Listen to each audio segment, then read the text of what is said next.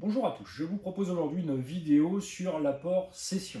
Cela présente un intérêt lorsqu'on a un porteur de projet qui détient des titres d'une société d'exploitation et qui veut procéder à la cession de ces titres. Avant de céder ces titres, il fait l'apport de ceux-ci au profit d'une société holding et ainsi on a une société holding qui détient ensuite les titres. Cela permet d'éviter la fiscalité sur la plus-value, ou en tout cas de la reporter.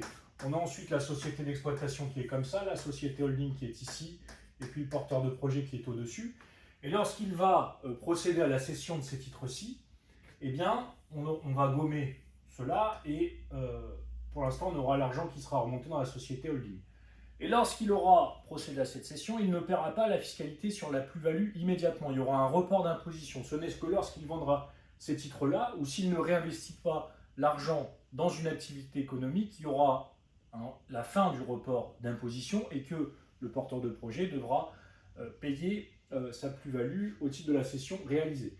Donc l'objectif, c'est d'abord apport de titre à une société holding, ensuite cession dans les 3 ans, c'est ce qu'indique le texte, l'article 150 BTR du Code général des impôts, et ensuite réinvestissement dans une autre opération économique. Alors ça peut être un fonds de commerce ou des titres de société, et s'il le fait dans les 2 ans, il n'y a pas de fin du report d'imposition, et le porteur de projet pourra donc, lorsqu'il aura vendu ses titres de société 100, il n'aura pas payé la plus-value, il aura 100 ici, et donc il pourra réinvestir 100 ici.